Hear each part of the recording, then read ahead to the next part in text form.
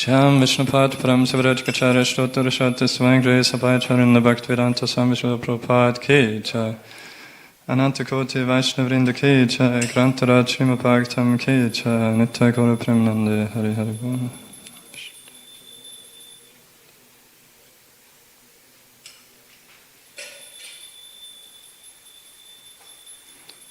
Om Namo Bhagavate Vasudevaya. Om Namo Bhagavate Vasudevaya.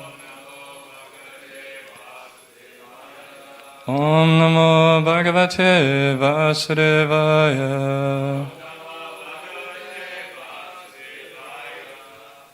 Hare Krishna, today we are reading Srimad Bhagavatam, Canto 3, Chapter 13, The Appearance of Lord Varaha, text 16 and 17, so we recite 16.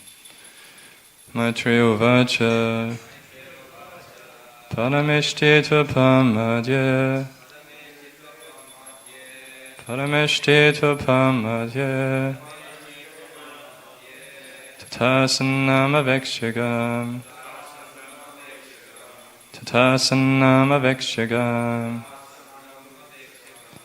Kataminam Samunyasya Kataminam Samunyasya Itidadyadiyachiram Itidadyadiyachiram Maitreya Vacha Parameshtita Pamadya Tatasannama Vekshagam Kataminam Samunyasya Itidadyadiyachiram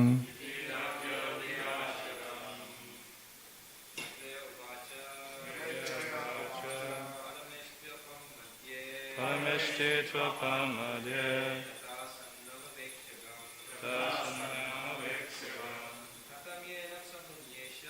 Kataminam Samunyasya Adiyachiram Maitreya Uvacha Parameshtita Pamadya Tasannama Vekshagam Kataminam Samunyasya Itidadyadiyachiram Vacha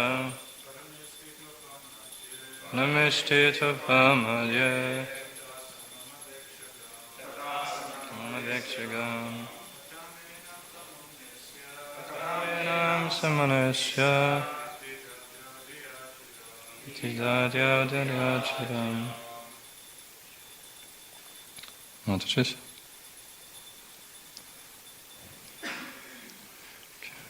Word to word, Maitreya Vacha.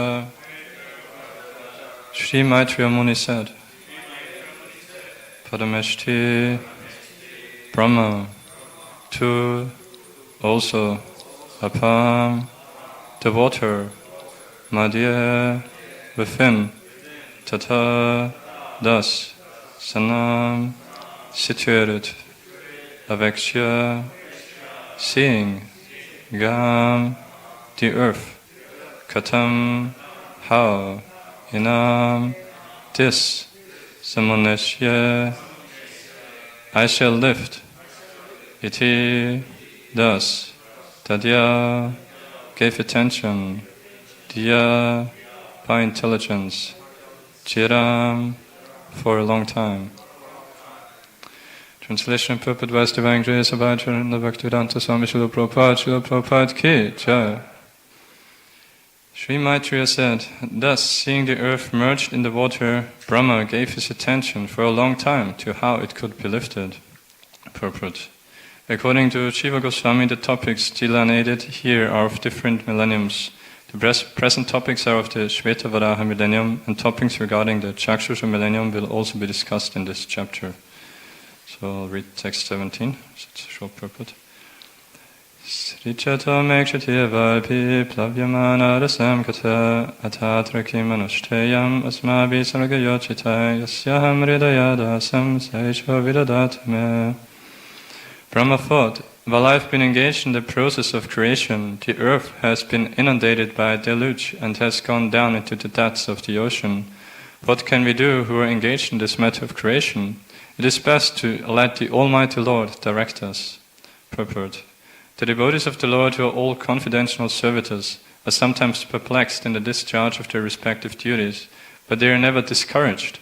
They have full faith in the Lord, and He paves the way for the smooth progress of the devotee's duty. Om Jnanatirim Nandasya Kananchana Shalakya Chaksharon Militam Yena Tasmai Shri Gurave Namaha Shri Chaitanya Manopishtam Stapitam Yena Bhutale Svayam Rupa Garamayam Dadati Svabadantikam Vandeham Shri Guru Shri Ota Padakamalam Shri Gurun Vaishnavamshcha Shri Rupam Sarkachatam Sahagana Raghunathan Vitam Tam Sachivam Sadvaitam Savadutam Parichana Saitam Krishna Chaitanya Devam Shri Radha Krishna Padan Sahagana Lilita Shri Vishakhan Vitamshta He Krishna Karuna Sindhu Dina Bandhu Jagatpate Gopisha Gopika Kanta Radha Kanta Namostate Tapta Kanchana Gorange Radhe Vrindavaneshwari Vrishabhano Sute Devi Pranamami Hari Priya Vancha Kalpadarubhyascha Kripa Sindhyava Evacha Patitanam Pavanebhyo Vaishnavebhyo Namo Namaha Jai Shri Krishna Chaitanya Prabhu Nityananda Shri Advaita Gadadara Shri Vasari Gaura Bhaktarinda Hare Krishna, Krishna Krishna, Hare Hare Hare Rama, Rama Rama, Hare Hare. Hare Krishna. Welcome to this morning's Srimad Bhagavatam class. So, we are now in the chapter titled The Appearance of Lord Varahadev, and after the first several verses were leading up to what now tomorrow onwards, Lord Varaha is going to appear. So we heard about the relation more, which ended in the previous chapter, now more about the relationship between Swayambhuva Manu and Lord Brahma, his father, and the ideal attitude of Swayambhuva Manu, of a father to his, which a son should have to his father, or a disciple to his spiritual master. So, in text 16, what first stuck to my mind is how it's mentioned that Lord Brahma, he gave his attention for a long time to how it could be lifted, the Mother Earth having fallen into the Garbhodaka ocean.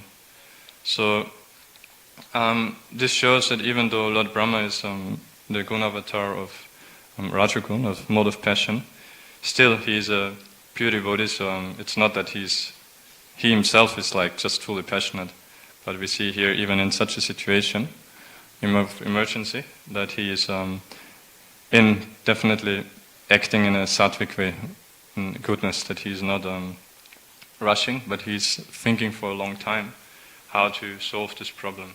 And we know that's how we actually should serve the Lordship Shri Radha Gopinath. We should try to be in this goodness, because only then the intelligence works properly and we can actually properly serve the Lord.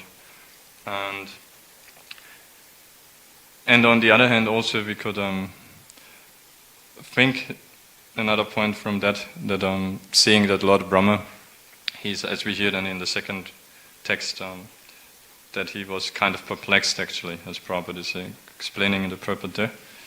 So that's also kind of amazing actually when you think about that it is Lord Brahma who is the secondary creator, who created all these planetary systems, 14 planetary systems, and then just seeing one tiny planet of one of the Bhumandala, which is just the central planetary systems in which we are, which is huge. And planet Earth is only one tiny planet of that. And so, I mean, actually, what planet Earth here refers to, it refers to the whole Bhumandala. I think somewhere else it's mentioned.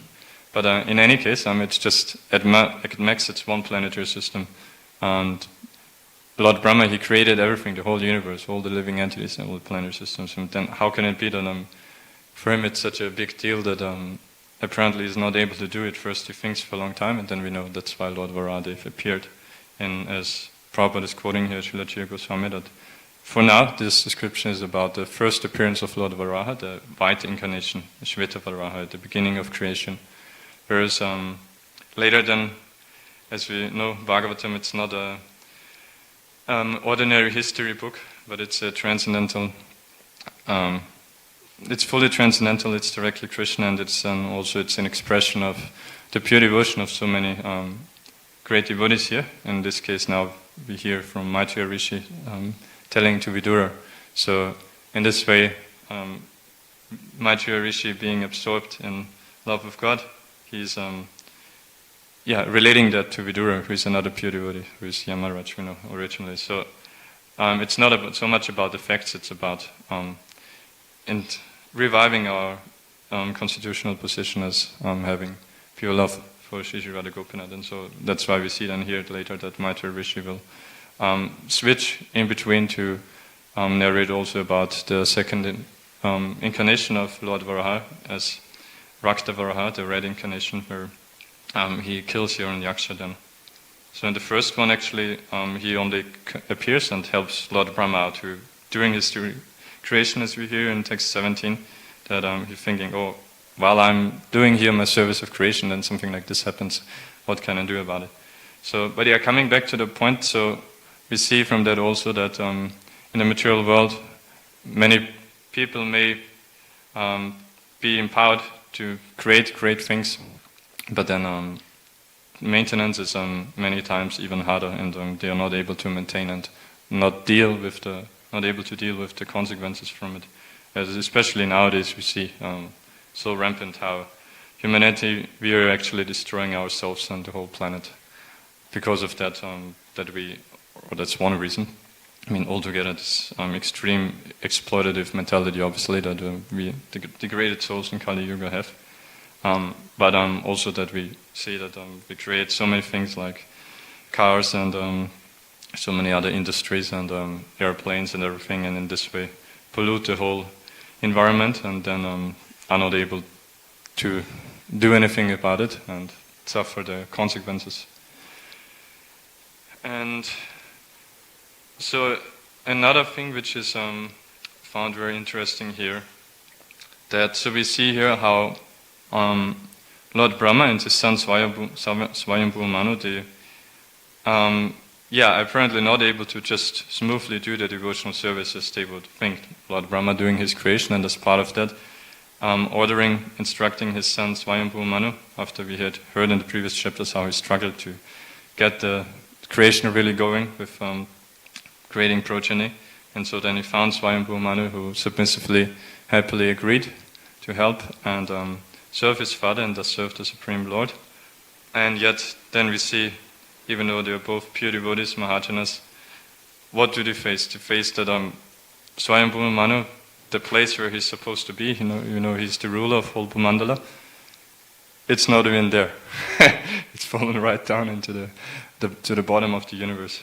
So, but we heard before in text 9 how Lord Brahma, pure devotee, gave him all blessings because of seeing the perfect attitude of Swayambhu Manu. So text 9, Lord Brahma said, "My dear son, O Lord of the world, I'm Lord of the world," again this Bhumandala, our planetary systems, "I am very pleased with you, and I desire all blessings for you, for both you and your wife. You have without reservation surrendered yourself unto me with your heart for my instructions." So, and that was also this amazing purport which Bhushan Prabhu elaborated of, because of someone like here Swayambhu Manu exhibiting, if you unhesitatingly are ready to follow the spiritual master, then the spiritual master, Prabhupada is saying, is 10 times more eager to instruct and to give his blessings, and so that we can advance in this way.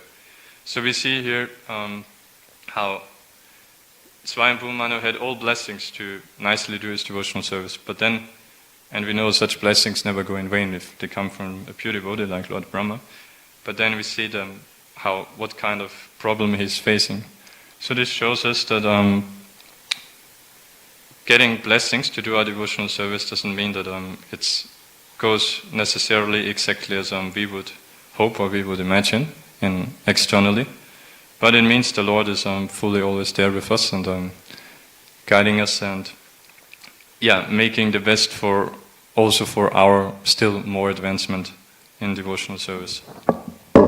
So we see a dramatic example of that, I shared that some time ago, in the 4th canto, when Daksha, whom we heard also previously a bit, he's one of the sons of Lord Brahma, who are one of the main Prajapatis who beget many sons.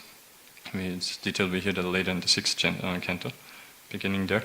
So he was in the 4th canto, the pastime is related how he had his daughter Madhusati married to Lord Shiva, but then he was envious of Lord Shiva, and then Madhusati ended up giving up her body in front of her father and all the assembly, and then Lord Shiva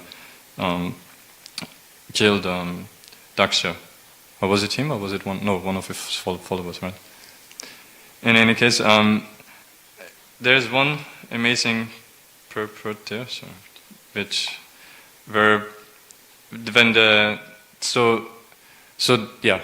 previously all the followers of Lord Shiva, when Lord Shiva is disrespected by Daksha, then they ransack, they destroy the whole.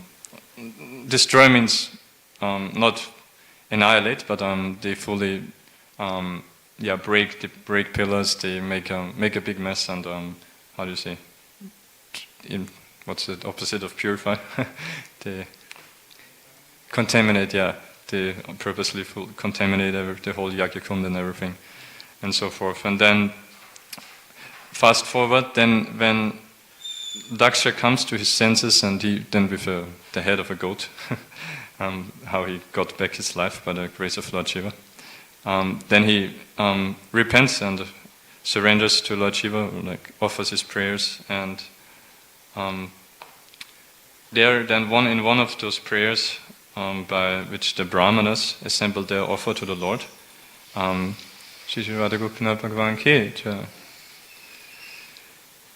Srila Prabhupada is mentioning there that because the Brahmanas were always protected by Lord Vishnu, Lord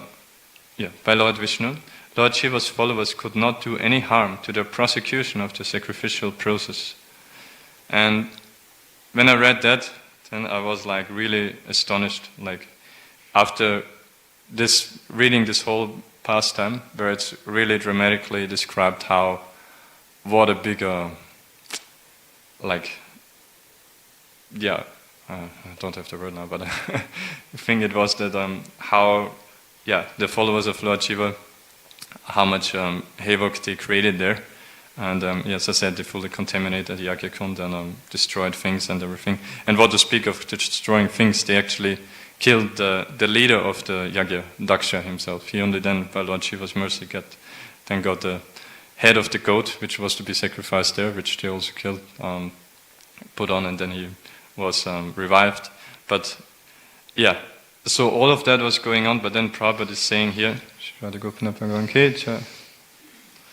that because they were always protected by Lord Vishnu, that Lord Shiva's followers could not do any harm to their prosecution of the sacrificial process.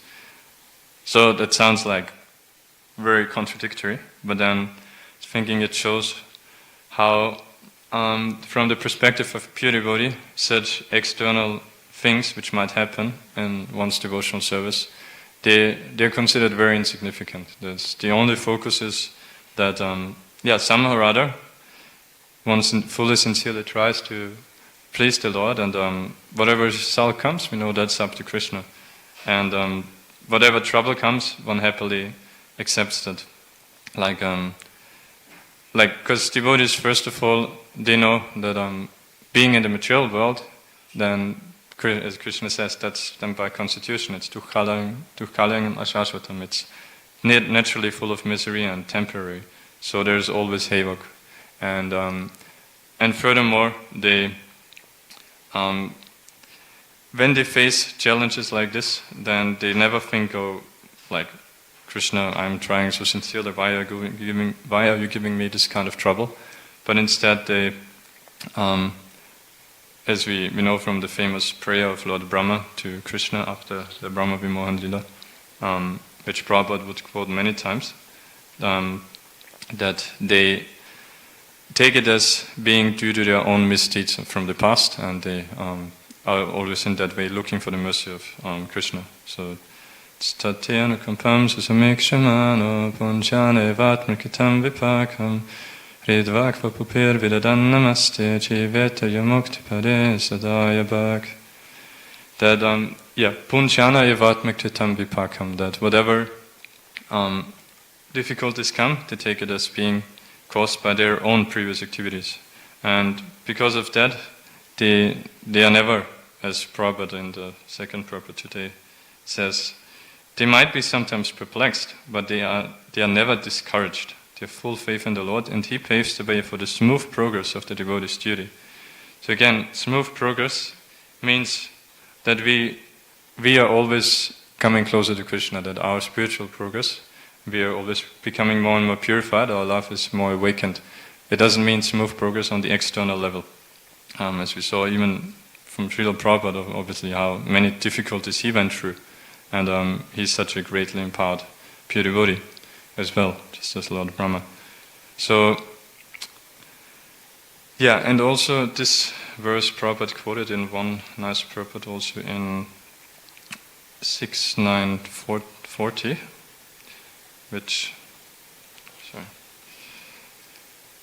where we see also the contrast of Lord Brahma. He, in one sense, it looks like he apparently also prays, like we see here, he's saying that let the Almighty Lord direct us. So in other words, he's praying to the Lord to help him. But in contrast to that, we see discussed it previously in the pastime with Isvaresvara, how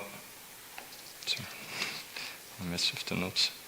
How the demigods, when Isvaresvara appeared, how they were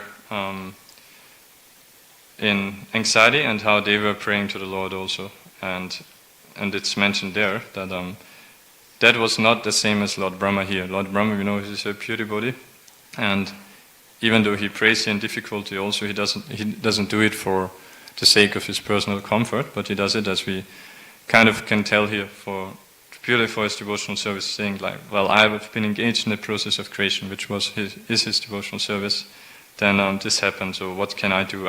He feels helpless that I myself, I cannot do it, so in that way he prays to the Lord.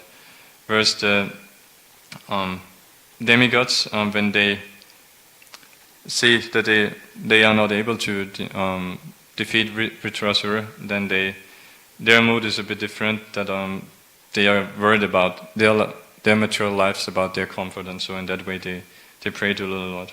And that's why Prabhupada is there, so that, that's the purport, as I said, 6940. Well, Prabhupada is explaining that when a Sakama devotee, like the demigods, when they fall into difficulty, they approach the Supreme Personality of Godhead for relief. Whereas Akama devotees, even in the greatest danger, they never disturb the Lord for material benefits. So, as I said, Brahma here, he's not doing it for material benefit. So further, now coming to this verse which I just explained from Lord Brahma, his prayers, Prabhupada is explaining here then that the devotee thinks due to his past impious activities, he thinks that all of that is due to his past impious activities, and he agrees to suffer the consequences. And then Prabhupada is writing very nicely of how then exactly what he's doing about it, and his mood. He's not only tolerating, but devotees, they always take it as the Lord's mercy.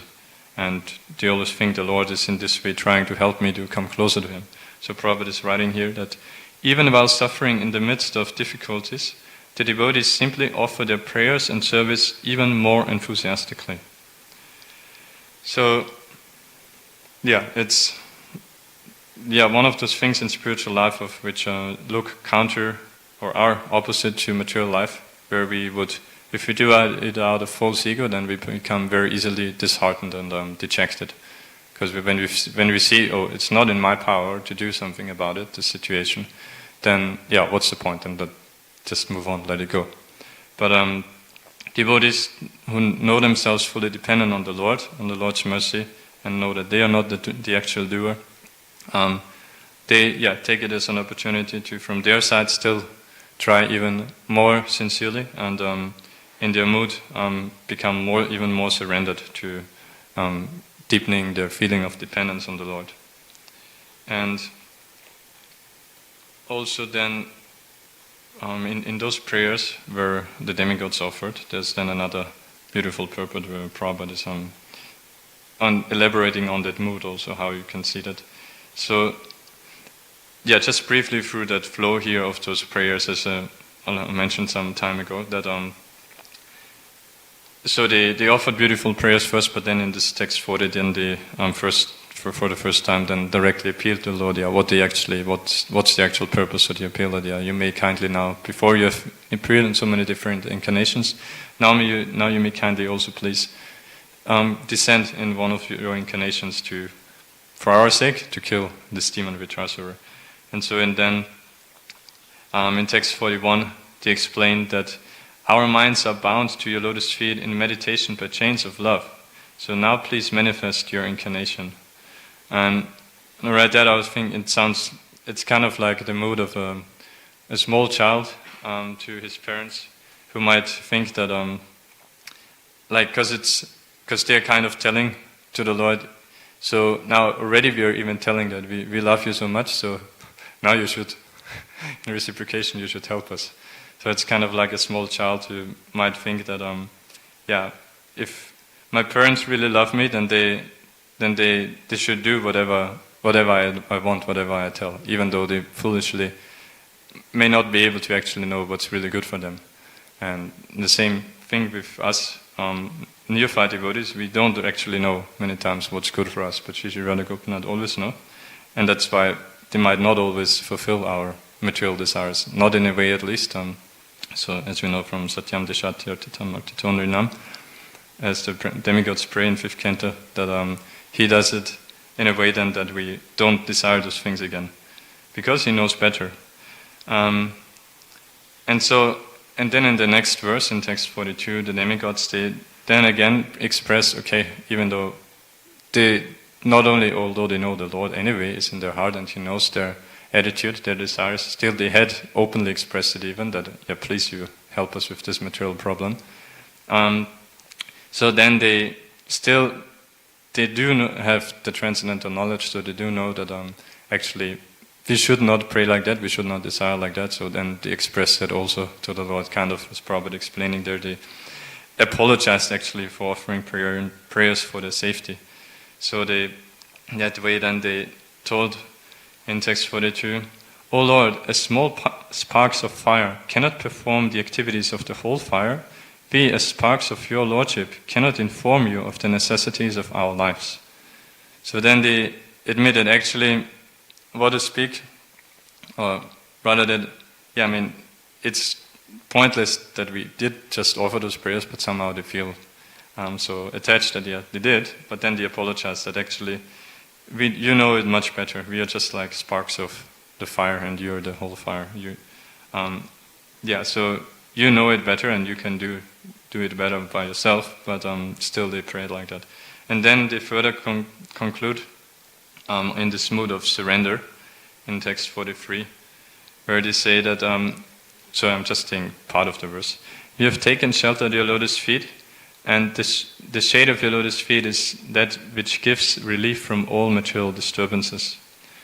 And they give, I can't remember if they give, I only wrote down what Prabhupada wrote in the purport. At least Prabhupada is explaining the analogy of the shade of the Lord's lotus feet to that of a tree. And Prabhupada is, I'll just read that first, very nicely explaining that one need only seek shelter of the shade of the Lord's lotus feet. then all material tribulations are subdued. Just as when under the shadow of a big tree, the disturbances by the heat of the scorching sun is immediately mitigated without one's asking for relief. So he's giving the analogy of a tree, that if you're out in the hot sun and you find a tree and go under the tree, into the shade of the tree, then you don't need to ask the tree that, oh, dear tree, kindly I pray to you that you may kindly give me shade and protect me from this heat. But as soon as you go there, automatically the shade is there, and we know trees are there. Used as the example by Sri Chaitanya Mahaprabhu, especially of personifications of tolerance, and mercy in one sense, that even people might hurt them, might cut them, might spit at them, do all nasty things, still the tree doesn't protest and rather still keeps giving shade and even sometimes fruits. And but so the point here is that one doesn't have to ask the tree. And in the same way, if somehow one gets the fortune to approach the Lord's lotus feet by the mercy of his devotees, then that automatically gives full shelter, which so that all material tribulations are gone, and one doesn't have to ask for relief. Again, gone means we might still have challenges, but it's then not ordinary karma, but it's customized by the Lord for our benefit.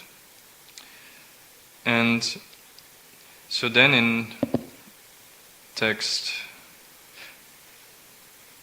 also in a few more, another text here where then the Lord replies to the demigod. He expresses there, because now we are of how Lord Brahma is praying and in this mood, that he's telling something about the potency of offering prayers to the Lord.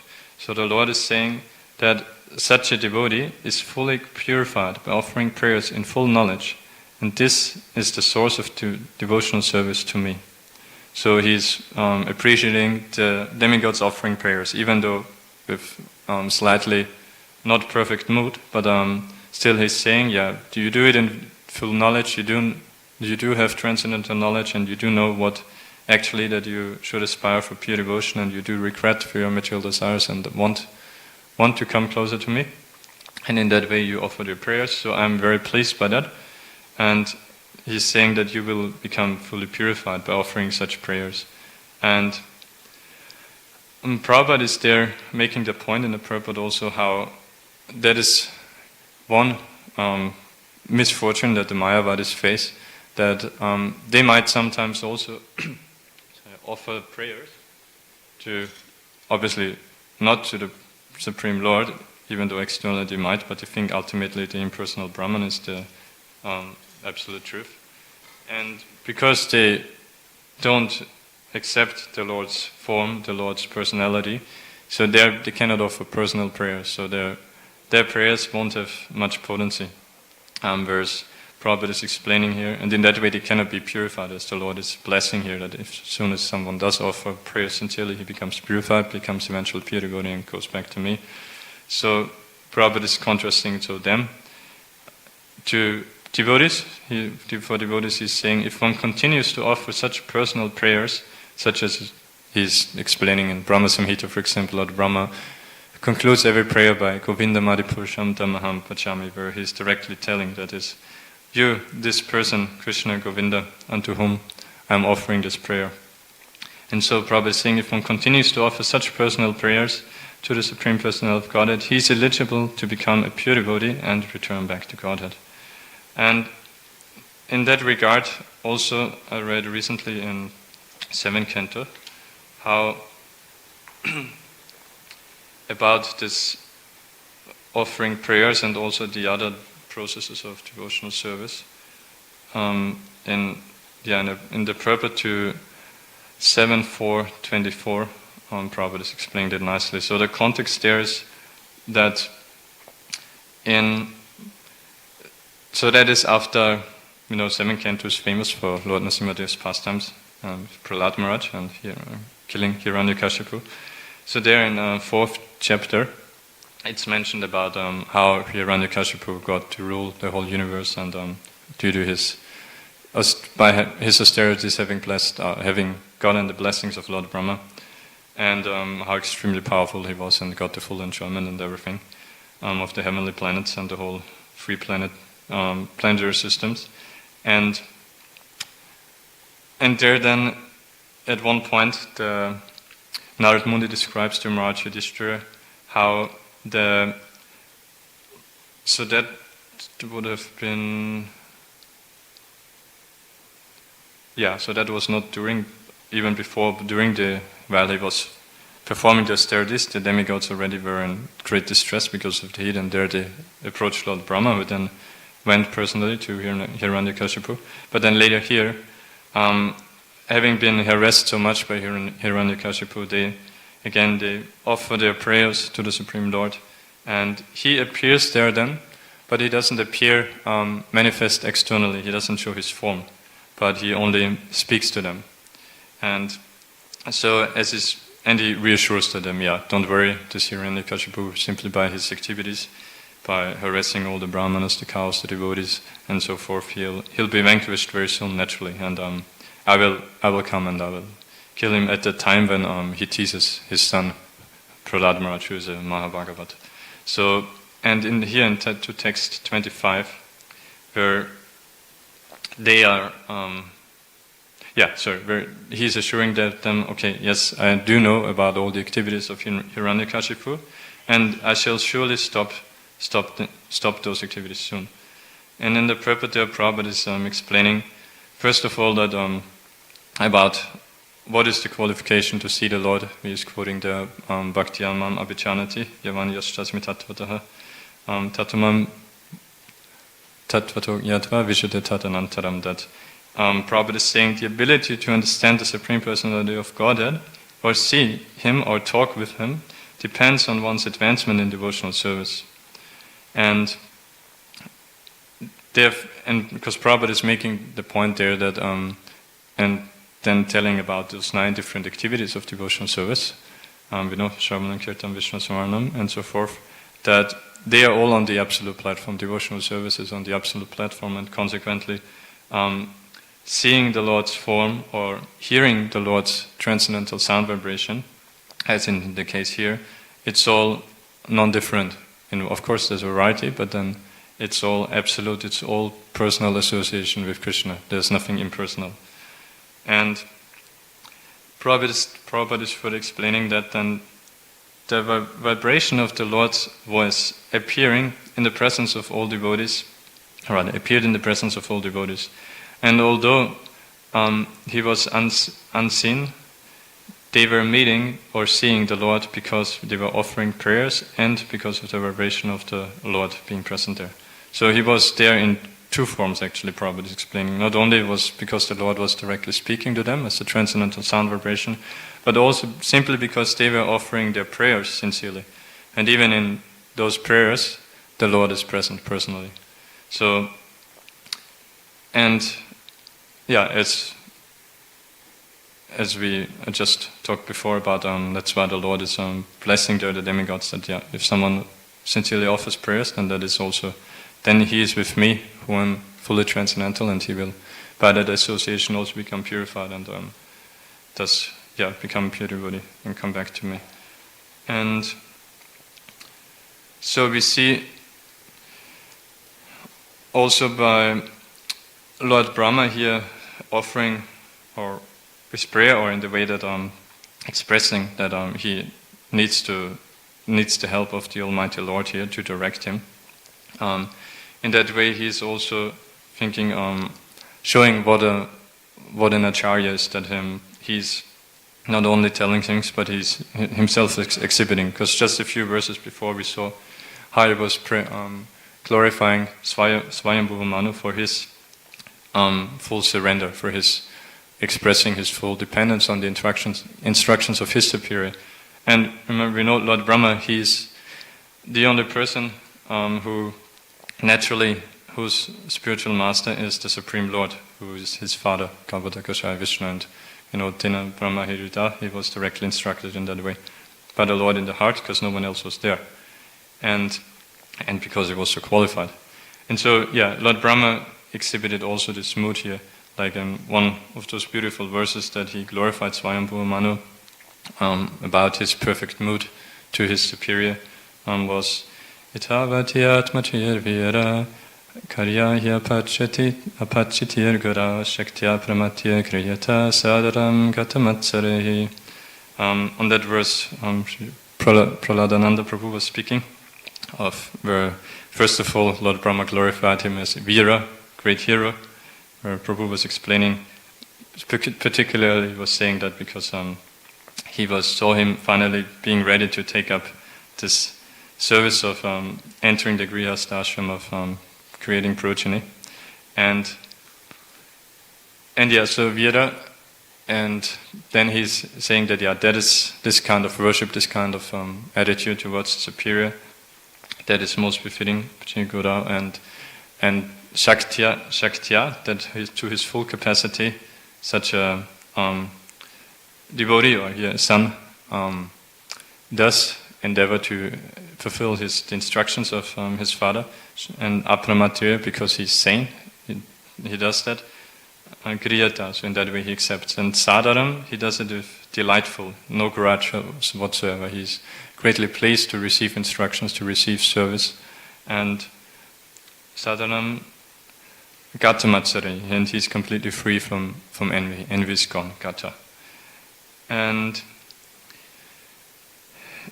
yeah, so then in another, now coming to, a bit later. What was 6:9:22?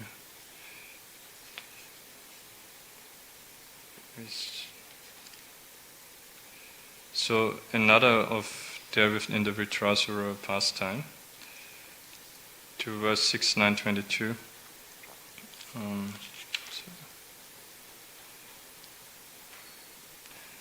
Here where so that was the demigods praying at the time when the Vitrasura had swallowed up all the weapons, and then they spoke there one quite famous verse, or at least it's a famous, I don't know if they are the only ones who speak that, but Prabhupada many times we would quote that kind of analogy of how it is like if you seek shelter of someone other than the Supreme Personality of Godhead.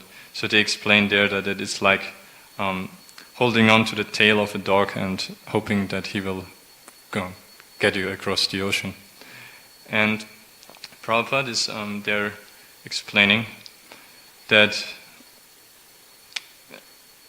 he's quoting there then another prayer of Lord Brahma, which the first line is Samashita Yepada Palava Plavam, that the Lord, and Prabhupada is explaining that it means that the Lord's lotus feet are an indestructible boat. So they are it's not any other, no one else is capable of bringing you across the ocean of nations, that it would be like holding on to a tail of a dog.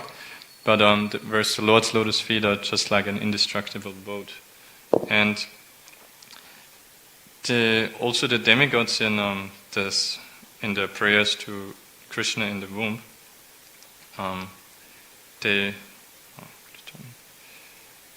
also speak one famous verse there in regard to that,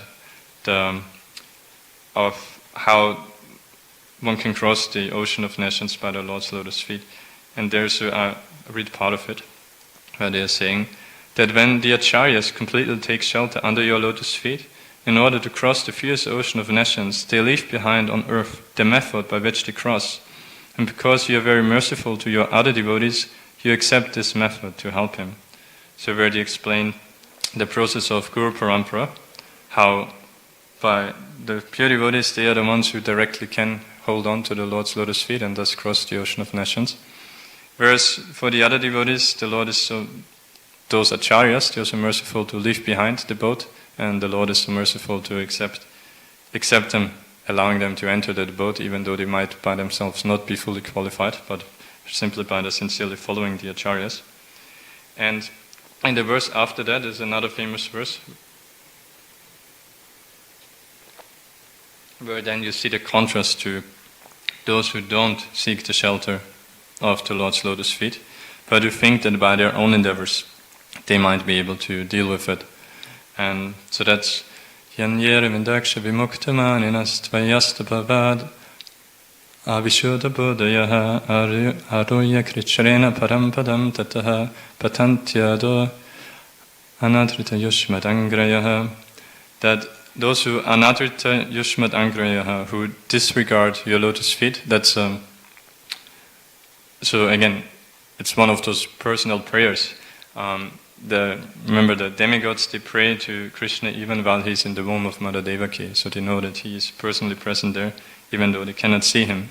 So they're explaining that those who disregard your lotus feet, for them, they fall down again into this material world. Even though they might have attained Aruya Krichrena Parampadam Tataha, they might have attained the supreme destination, but their destination of how they think it is supreme, which is, so that refers to the Mayavadis, to the impersonalists, that they think that merging in the Brahmacharya is the supreme destination. They might, by the Lord's mercy, if they seriously practice, their Krichrena specifically refers to the severe austerities, and if they follow the injunctions in that way and intensely desire to simply merge in the Lord's Brahmacharya and become on that level free of material desires, then they might attain that, but they will fall down again.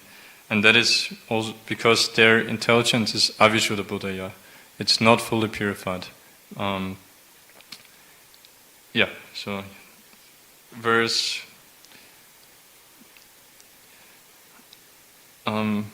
so that their highest destination is I wanted to, now the link, come to one more sentence Prabhupada is saying in that purport. Because their parampadam is according to their tvaya astibhavad, Prabhupada translates as their various different kinds of concoctions that they come up with. And so even the parampadam, their supreme destination, is not the actual supreme destination, and so, but it's their best concocted idea that they can come up with, if you don't have the mercy of devotees and the Lord's lotus feet. So in Prabhupada is there, that's coming back to the demigods having praying to Vitrasura, that purpose Prabhupada is, after explaining the indestructible Bodh as being the Lord's lotus feet, he's further saying that one should seek the shelter of the all-powerful instead of trying to be protected by one's own concocted ideas. Because, as long as we don't surrender to the Lord, then we still think that by our own, and again, surrendering to the Lord means surrendering to His devotees, and as we heard discussed earlier in this chapter, this means unhesitatingly following the instructions of the spiritual master, and knowing oneself to be fully dependent, knowing oneself to be foolish, not having the intelligence to follow that. And that's because those Mayavadis, they are avishuddha buddhaya, because they still think by their endeavors they can reach the supreme destination, and so by their concocted ideas they can be protected. And so, also for us, obviously, it shows we should always endeavor to simply follow, and knowing as soon as we try with our own impure intelligence, our own concocted ideas, then we misuse our free will to leave the shelter of the shade of the Lord's lotus feet. And now in this text 17, coming to the point of how Prabhupada is explaining here that even those confidential servitors are sometimes perplexed in the discharge of their respective duties, but they are never discouraged. So we see one quite vivid example of that also, a pure devotee being perplexed in the 4th canto also of Dhruva Maharaj, when he, so that was while he was ruling then for those 36,000 years as a great king, and being blessed by the Lord to do his service in this way, in full opulence. And then we know one time when his brother got killed by one of the yakshas, then he, to avenge that, he attacked the yakshas and he waged war. And so at one point there, the yakshas, when they initially got, I think first already the Dhruva Maharaj had, I think immediately they actually created, because those yakshas, they have many times they have some mystic powers as well, and so they created some very illusory atmosphere with, like, I think even lions raining down and all those kind of things, like very fearful atmosphere. And there it's explained how great sages appeared there actually, and for the sake of the pure devotee and the Emperor Dhruva Maharaj, they were offering prayers, and they were glorifying also the Lord and His holy name. So in one verse there they expressed that simply by chanting and hearing the holy name, even men I can't even read that properly. But anyway, men can be fully protected from the fierce death without difficulty. Oh, many men in the past. So, and Prabhupada is explaining there that the devotee is always protected by the Lord. And therefore, here we see that it was by the Lord's inspiration only that those sages appeared there to encourage Dhruva Maharaj and assured him that there was no danger because he was a soul fully surrendered to the Supreme Lord. And also, by offering this prayer, they actually reminded in this way then Dhruva Maharaj that he had gotten a special weapon by the Supreme Lord himself actually, called the Narayana Astra, which was obviously capable of vanquishing all kind of illusion. And so then that's at the beginning of the next chapter actually, in the Purport Prabhupada explained further then, that Dhruva Maharaj was given a specific arrow made by Lord Narayana himself.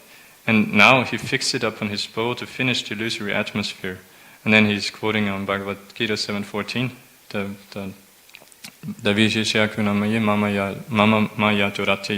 this divine energy of mine is very difficult to overcome, but but those who surrender unto me can easily cross beyond it. And so, because Dhruva Maharaj then remembered that yes, the Lord gave me this weapon, and that remembering also in this way this dependence on Him and His surrender, then it was no difficulty that he could vanquish the illusory atmosphere. And Prabhupada is further explaining here that without Lord Narayan, the Supreme Personality of Godhead, no one is able to overcome the action of the illusory energy. Sri Chaitanya Mahaprabhu gives us a nice weapon for this age, Sankupangastra. So he's quoting the famous verse of describing Sri Chaitanya Mahaprabhu's descent, or like how he's showing his mercy, that he's coming with Sa-anga, with his his own direct associates, which is Lord Nityan, or directly from his body. We know his first expansion is Lord Balaram, Lord Nityananda Prabhu.